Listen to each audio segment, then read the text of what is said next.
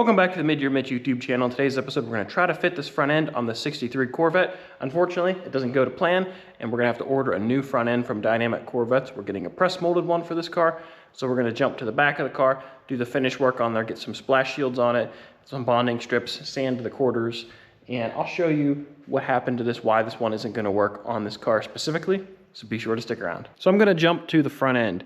We have this front end here. I believe it came from Corvette Image, and it is a mostly hand-laid one-piece front end with the side gills that are separate. So we have to put bonding strips in it. We also have to put the wheel wells in it, and I don't know if you can see it, but the wiper area just has a piece of angle. It's almost like angle iron fiberglass. That needs to be cut out, and I need to splice in a piece for the wiper area. So this will be a little bit different style front end that I'm used to putting in. And I also believe they leave this flange right here long. I was hoping to just glue our bonding strips into the front end, but that's not going to work. So I think we need to first grind off our glue, cut off that piece of angled fiberglass, mock up the front end in here, and then mock up the gills and make a tracing to figure out how much of this we need to actually cut out. And then we can scuff this, scuff the bonding strips, glue the bonding strips, glue the inner fenders in, and we can start doing our part of the program.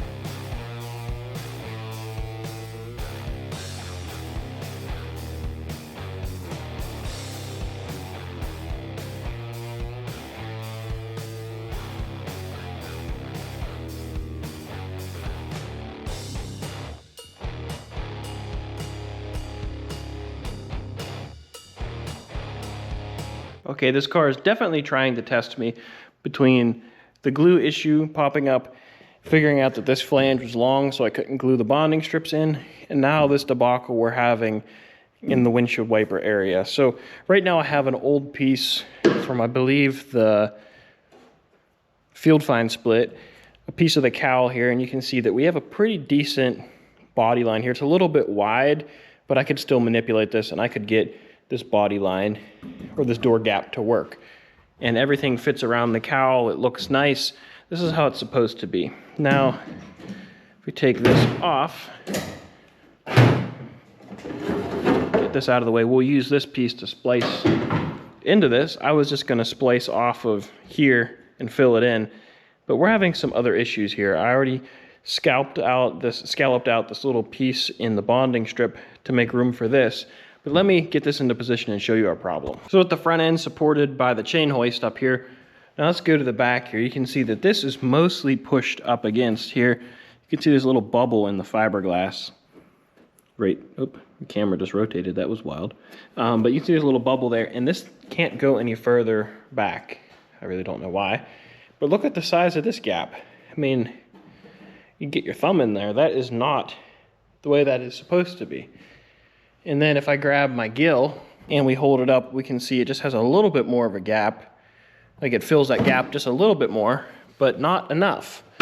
So my first reaction before I test fit this piece was I did some windshield frame work. I put a corner of a windshield on here, and I thought maybe I bowed out the windshield frame too much. If you adjust how this fits, you can either suck the windshield in or push it out.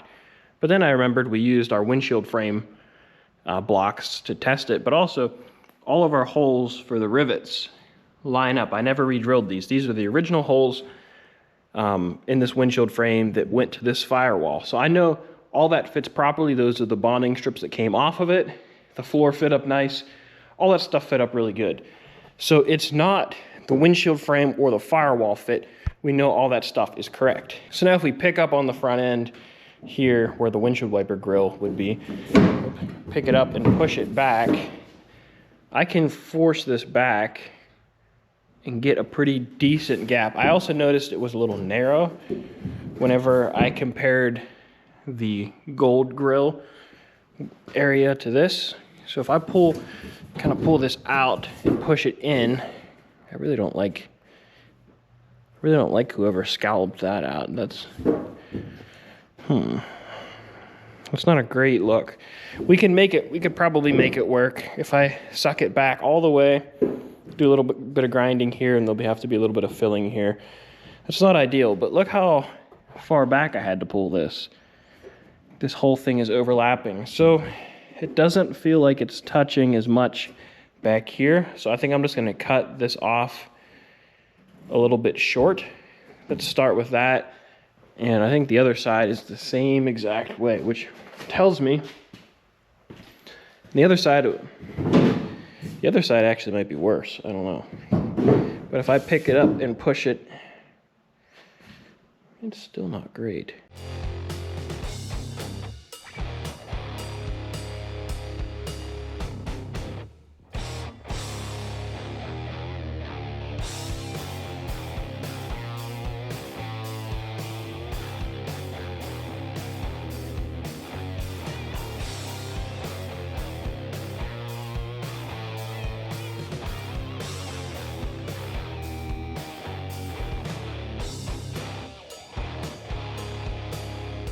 I took about 2 inches off of this wiper section of the front end, about an inch at a time. First I came in here with a carbide bit, just ground in here, trying to make some clearance here on this bonding strip. The bonding strip's kind of bull-nosed, it's kind of rounded like the tip here, and hand-laid fiberglass never has like a sharp 90, there's always a big web of fiberglass in there. So that was kind of interfering, that was part of our problem. I sanded that down, tried it. It really didn't fit much better. So then I just started cutting sections off and grinding some more. And you can see that got us pretty close. If I sand a little bit right here on the front end, I can slide this back and get this gap a little bit tighter. So I think we're gonna be able to make this work.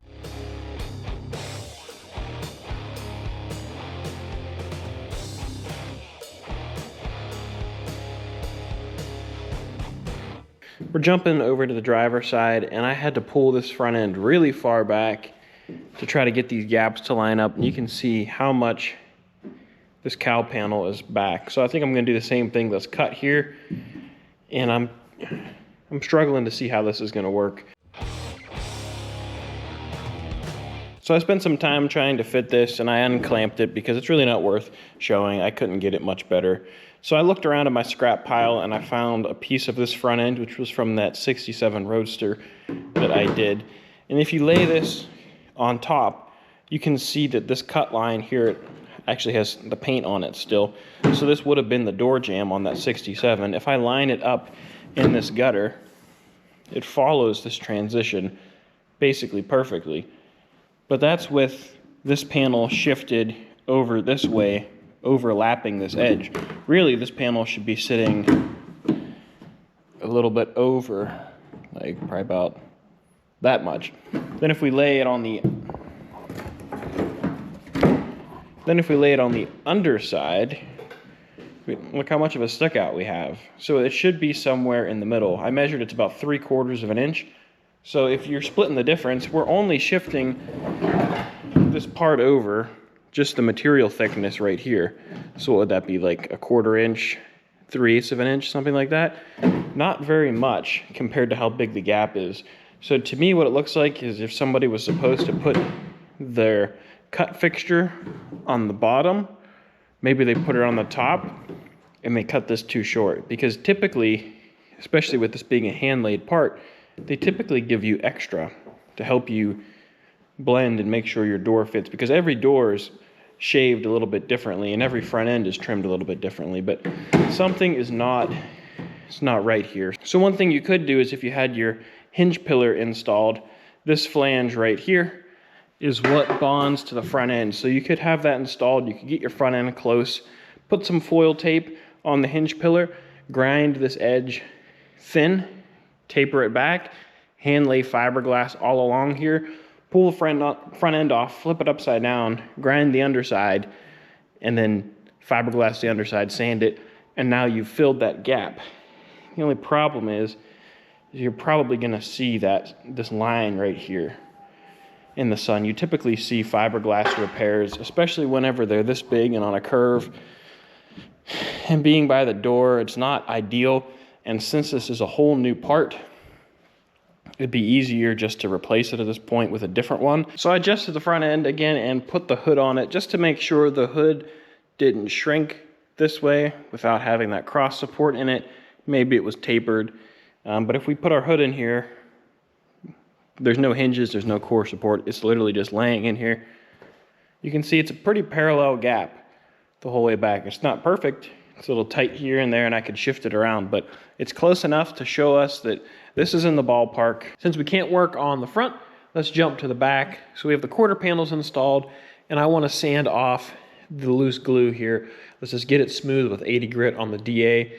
And to dress these seams from the factory, they just had glue here. They just sanded it, primed the car, painted it, and over time, they would start to show a little bit of a seam, kind of like this is here. You'd see a little bit of a dish, because as everything shrinks, the car, the fiberglass, and the adhesive, fiberglass shrinks at a certain rate.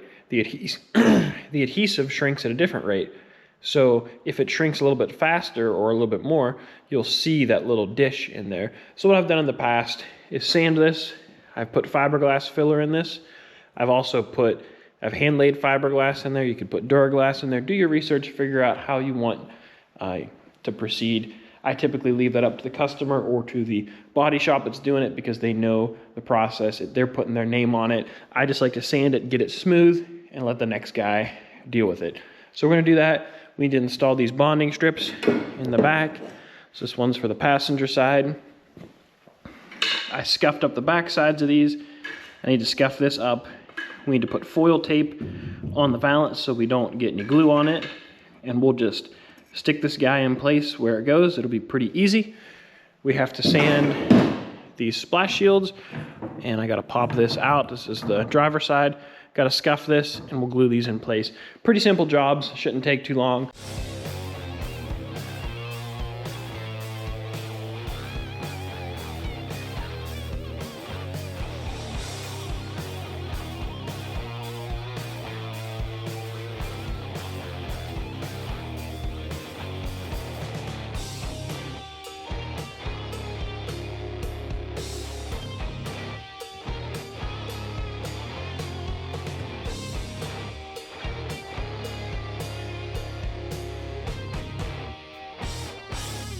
So I finished sanding up the quarter panels with 80 on the DA, and this is the effect I'm going for here. Just a real nice smooth transition. This is what it would have looked like originally. Now I do have some lows here. You can see where it's shiny. And here if I wipe the dust out, that's just because the glue that I use is just a little bit thinner than the original stuff. The original stuff, you put it there and it stuck.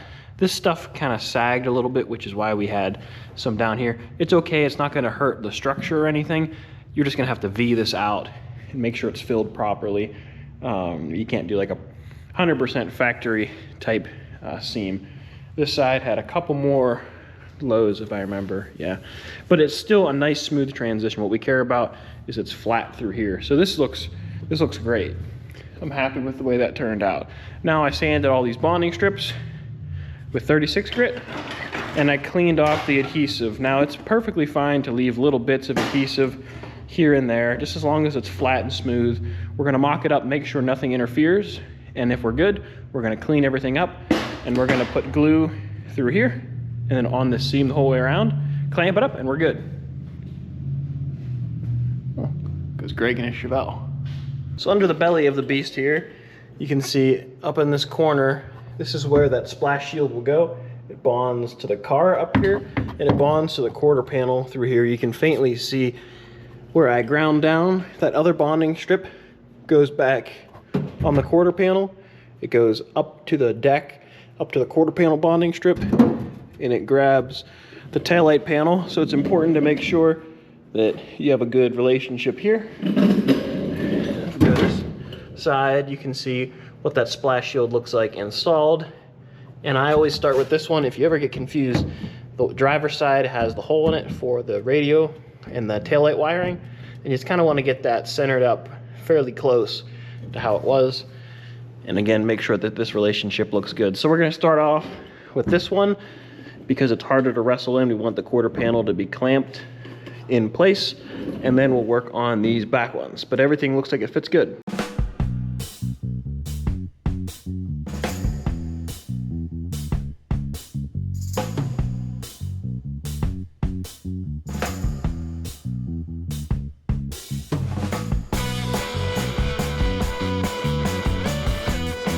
Now I have the car back on the ground. Seams are sanded. These bonding strips are in, and the splash shields are in. I still have to do some sanding here. I'm just gonna leave this globbed up for now. I'll get that tomorrow. But now the quarter panels are nice and solid before they're really floppy. So all that looks really good. It turned out nice. And again, they're just gonna need some work like the rest of the seams do on the car. But now we can get the full effect, what it's gonna look like whenever it's done. So the back end, aside from some sanding and putting the lower valance bolts in, is good to go. So I'm gonna work on probably tomorrow dropping the body bolts in this, cinching it down to the chassis, sanding that little bit, and then we're gonna get this thing loaded up, take everything out of it, get it loaded up and switch it out with another car. But that's gonna do it for this video. If you enjoyed, please give it a thumbs up. Don't forget to subscribe. We're gonna put this car on the back burner. If you didn't see my last video that I did on Wednesday, we had some fitment issues as you see here, but it's gonna take probably 3 weeks to get a front end here. So I'm just gonna do a switcheroo, take this car out, and we're gonna put the 65 Roadster here so we can get started on that car, make some progress. Then whenever we get the front end, we'll switch them back so I can get this one finished up. But unfortunately, they just tarred and chipped the road up to the shop, and they just tarred it again, so I don't wanna pull in the driveway with a trailer and put a bunch of black streaks in the driveway. So hopefully maybe Sunday, Monday, we can go ahead and get these things swapped out. So I got a lot of work to do, and I'll catch you guys later.